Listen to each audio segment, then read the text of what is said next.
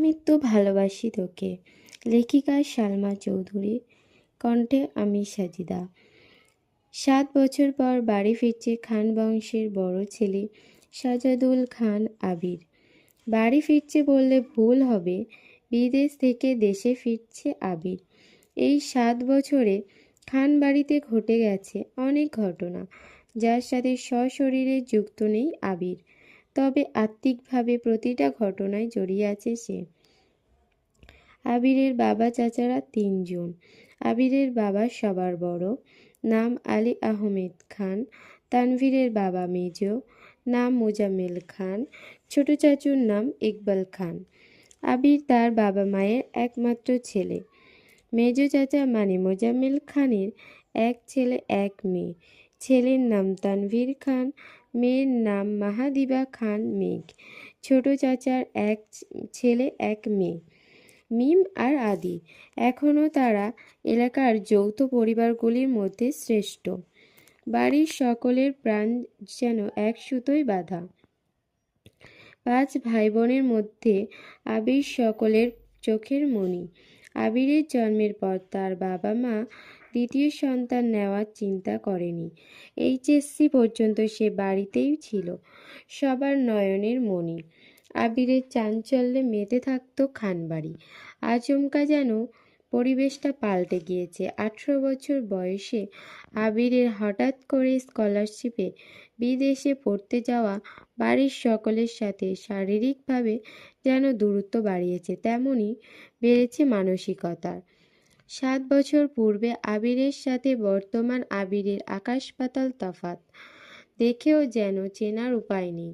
6 fit লম্বা ছেলেটা, গায়ের রং শ্যামলা, গাল ভর্তি চাপদাড়ি, চুলের স্টাইল যে কোনো নায়কের থেকে কম নয়। তার ফ্যাশন আর লুকে যেন মেয়ে দেখেই প্রেমে পড়তে বাধ্য।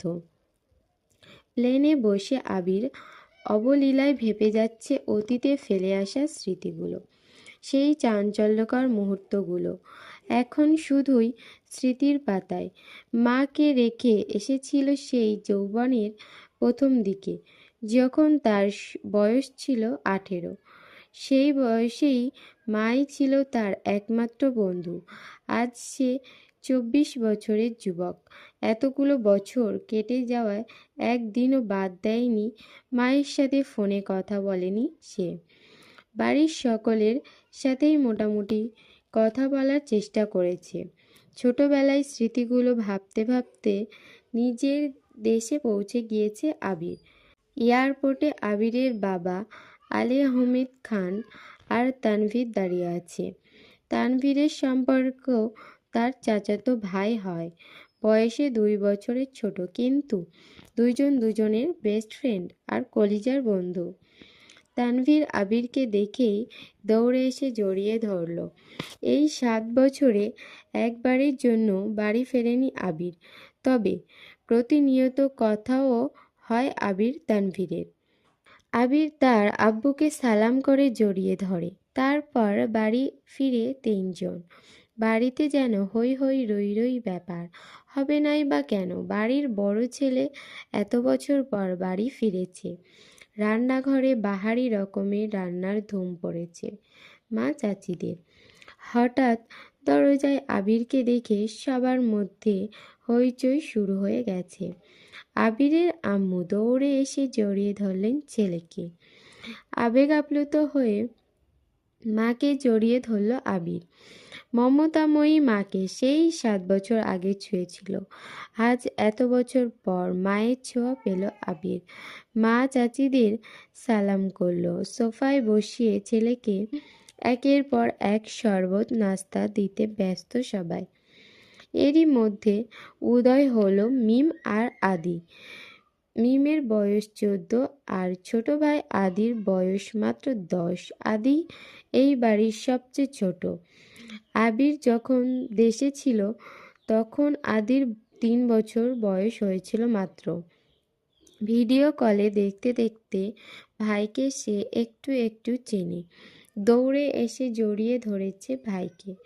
আবিরও ধরেছে আদিকে জড়িয়ে। মিম ও আবিরের পাশে বসেছে। খোশ গল্প করছে সবাই মিলে। আদি জিজ্ঞেস করছে, ভাইয়া আমার জন্য কি এনেছো? আবির যেই না উঠতে যাবে, মা চাচিরা উঠতে দিচ্ছে না। আগে শরবত খাবি, তারপর উঠবি। আবির তানভীরের দিকে তাকিয়ে বলল, ওই লাগেজটা নিয়ে আয় তো। তানভীর একটা লাগেজ টেনে দিতে যাবে, আবির আচমকা বসা থেকে দাঁড়িয়ে, ওটাতে ছুবি না।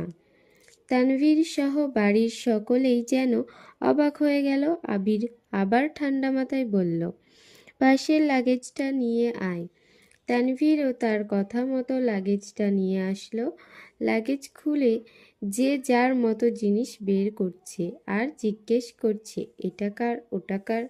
আবির শরবত খেতে খেতে উত্তর করছে, আদির জন্য বিদেশি দামি দামি খেলনা, মিমের জন্য ড্রেস, কসমেটিক্স বক্স, মা কাকিমাদের জন্য অনেক গিফট, তানবীরের জন্য মোবাইল, একটা ল্যাপটপ, অন্যান্য গিফট। আলাদা একটা ল্যাপটপও আছে। মিম জিজ্ঞেস করছে, ভাইয়া এই ল্যাপটপটা কি তোমার? আবির উত্তর দেয়, না, এটা মেঘের। মেঘের মা হালিমা খান জিজ্ঞেস করলেন, মেঘের ল্যাপটপ কি দরকার বাবা?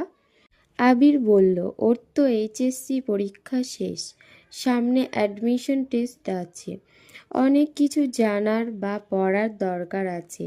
মোবাইল থেকে পড়ার থেকে ল্যাপটপে সুবিধা, তবে তাই নিয়ে আসলাম। মিম বলল, আমার জন্যও নিয়ে আসবে তো একটা?